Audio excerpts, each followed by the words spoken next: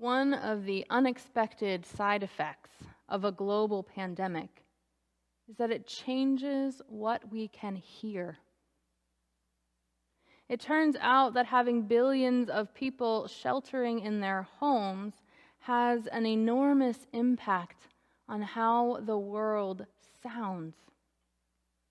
Without so many cars and trucks rumbling on freeways, subways roaring underground, and pedestrians pounding the sidewalks, the earth is much quieter. Or rather, the ambient noise has been reduced enough that we can actually hear the sounds of all creation. Seismologists are hearing and recording rumblings in the earth, the shifting of tectonic plates from further away than most of them ever thought possible. And God called the dry land earth.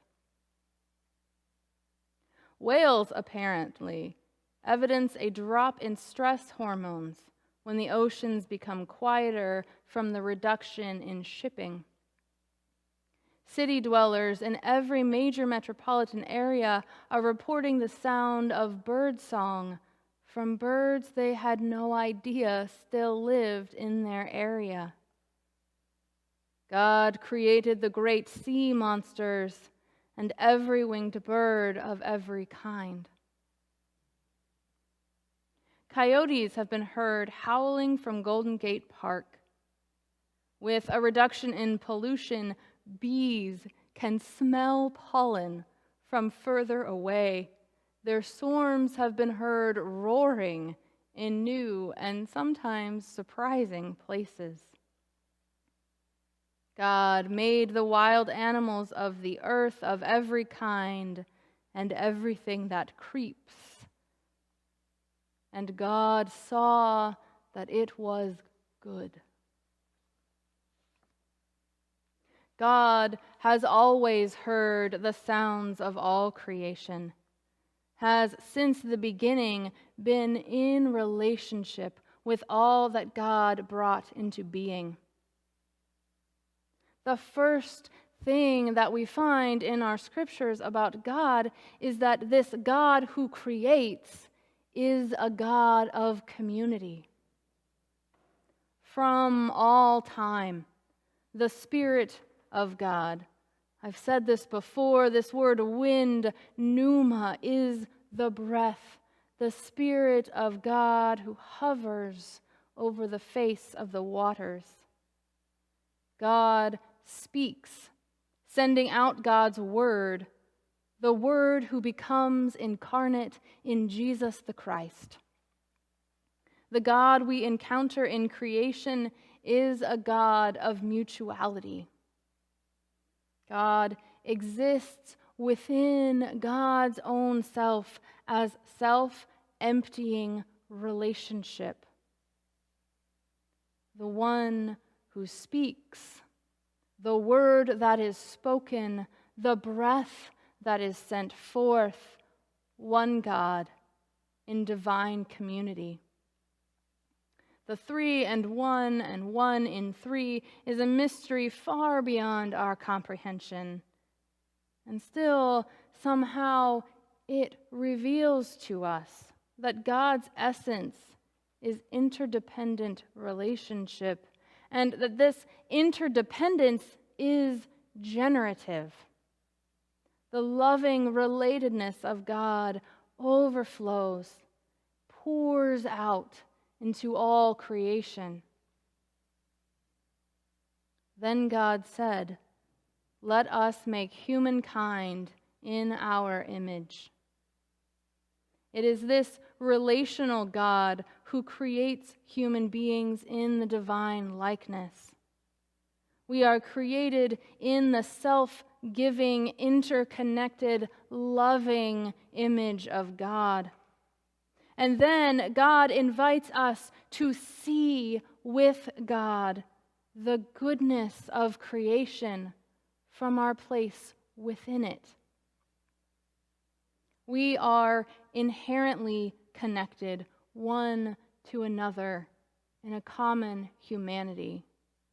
Our relatedness is part of who we are as creatures, as it is part of who God is.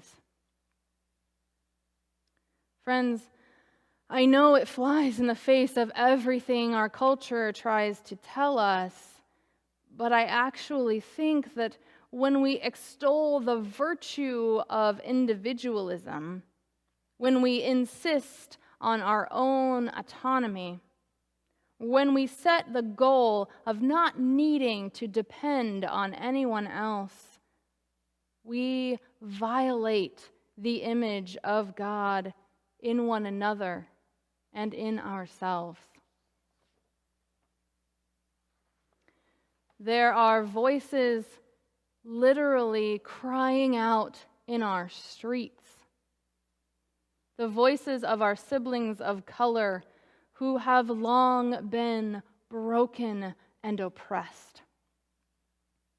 Like the birds and the coyotes and the bees and the shifting of the earth itself, their call is not new.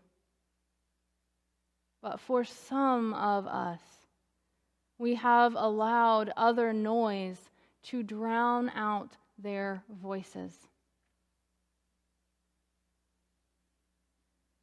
I'll tell you what I heard at the protest in Palo Alto yesterday.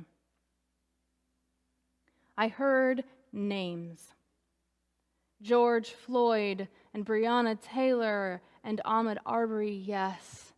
And others that I knew, Trayvon Martin, Eric Garner, Michael Brown, Philando Castile, Tamir Rice.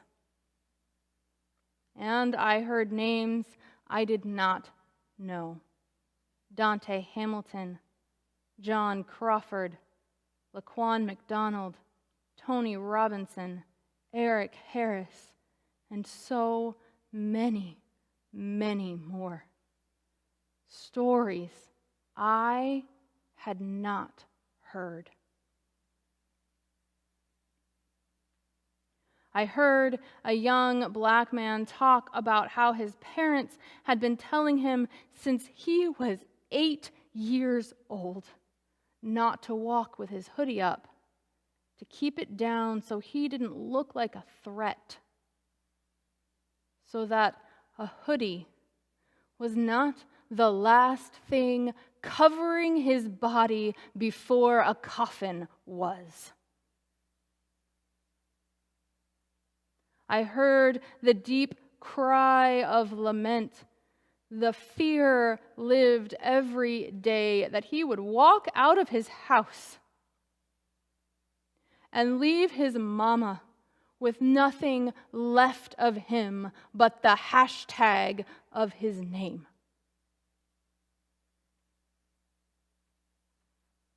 George Floyd called out to his mama as he died. Mama, with his final breaths. I heard this cry lifted by our black leaders. All mamas are summoned.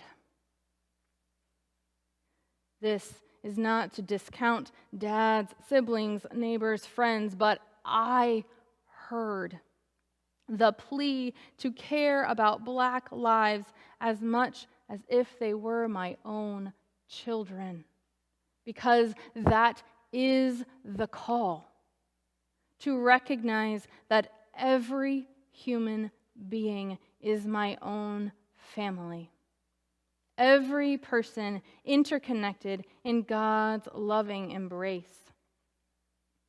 And if I hear that and do not let it change me, I am part of the problem.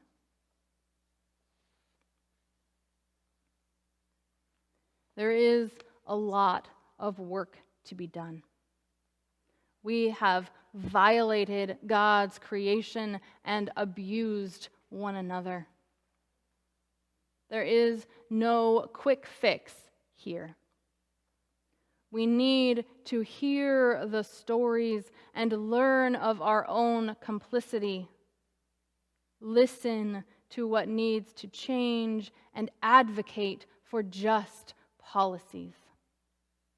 We must recognize ourselves and all others as part of the one divine community, interconnected and interdependent. This time of a global pandemic has shown us that in so many ways. It is awful and tragic.